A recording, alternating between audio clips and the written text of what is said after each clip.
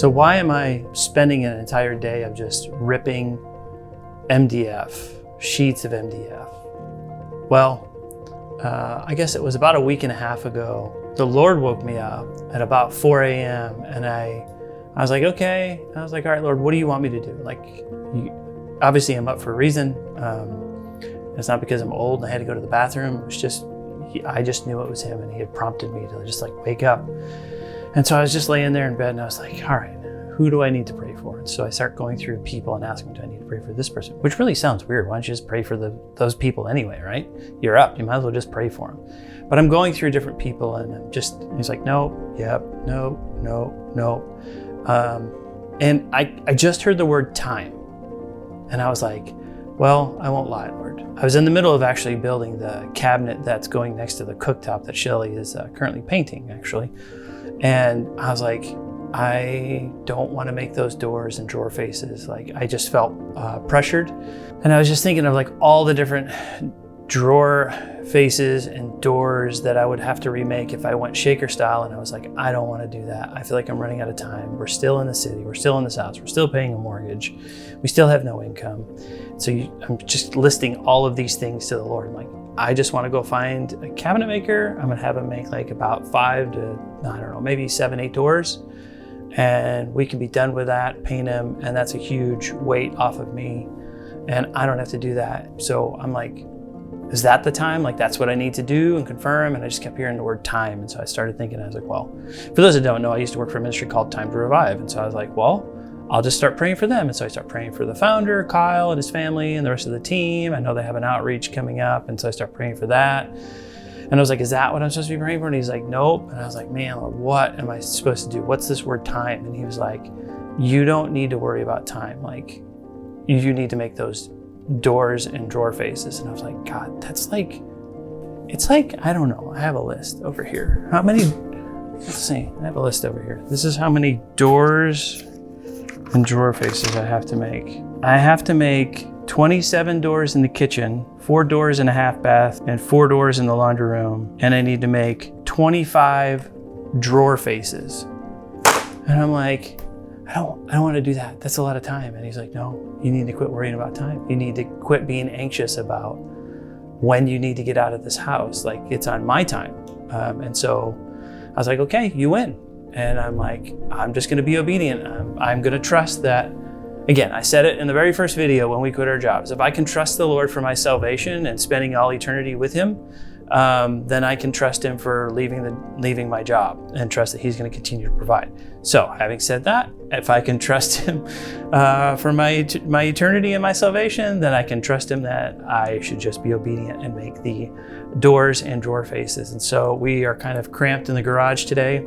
I have all of my rails and stiles cut over there.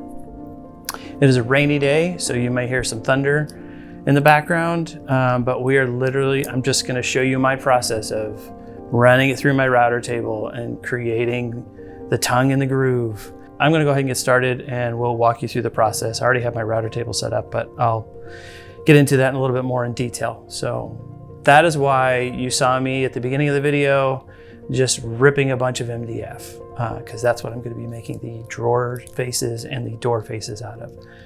It's probably not my personal choice, but from a financial standpoint, it's probably about $400 to $500 cheaper doing it that way than doing it with just like poplar or some form of a hardwood. Oh, and there it is, thunder. All right, let's get started.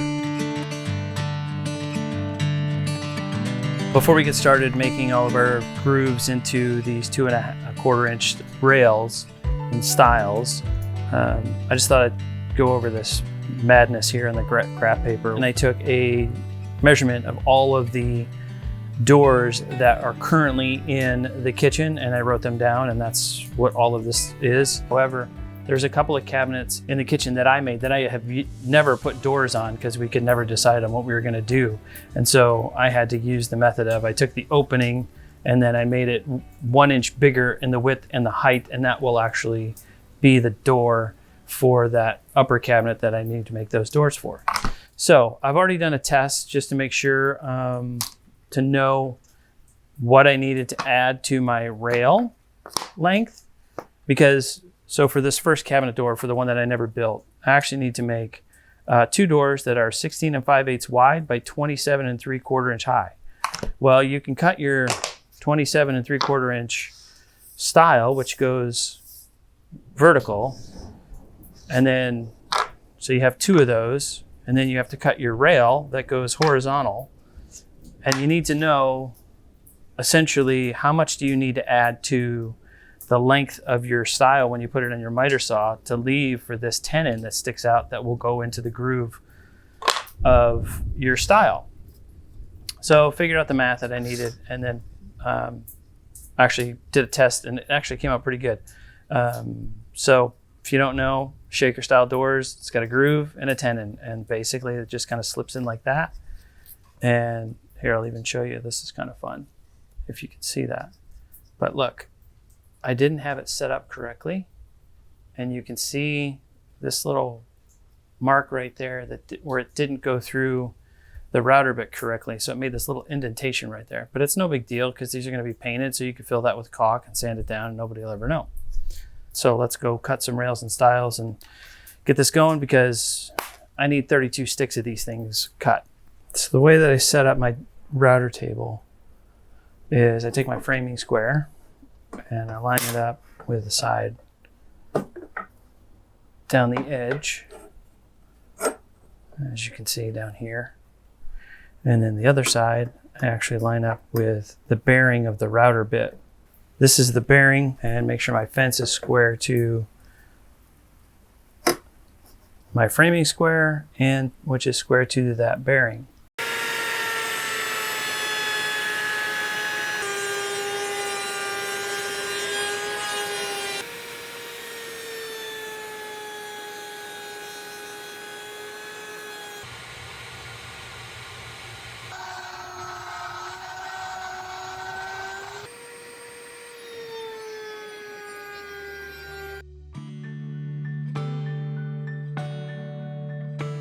I just finished the process running the boards through the router that had the bit in it to make the groove for the rails and stiles, and I just wanted to double check my numbers to make sure that I had done enough boards. Because what I don't want to do is I don't want to pull this bit and put the other bit in to make the tenons, only to not have milled enough with the groove, and then to try to find that same height, which is why you want to run all of your wood that you're going to make the groove at one time.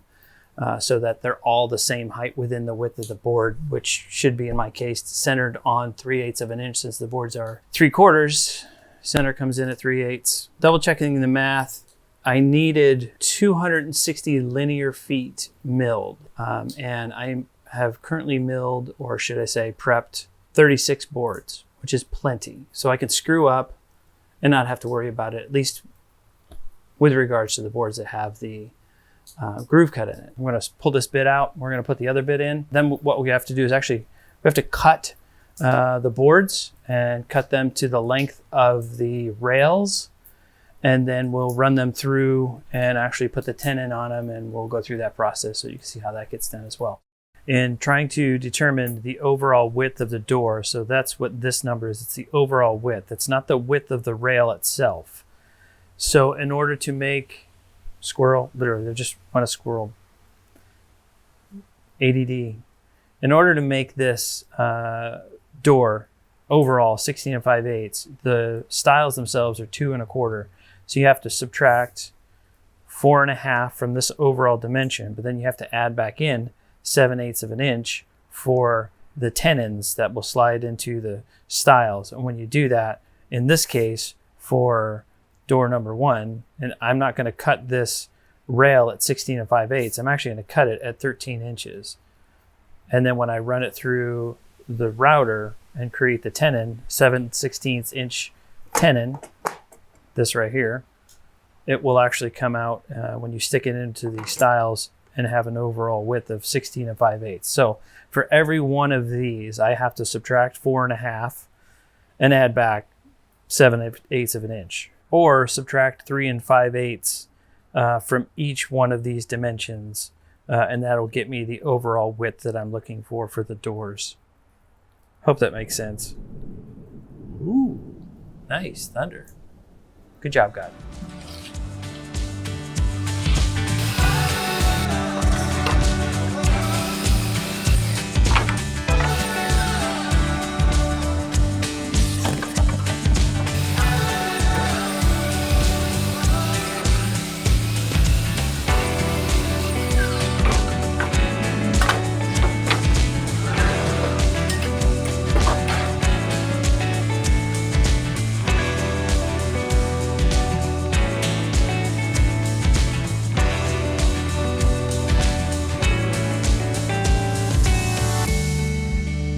Okay.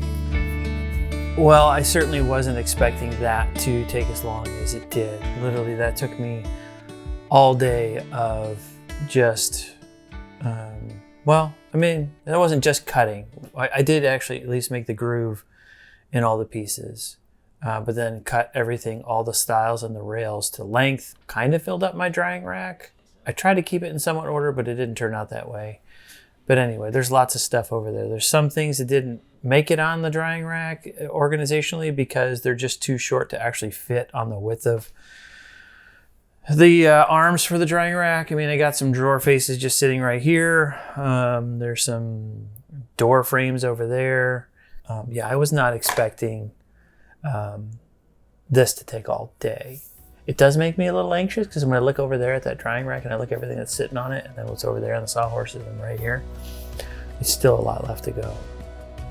But I'm gonna call it a day, and we'll have to do, I guess, a part 2 where tomorrow we will make all the tenons for the rails.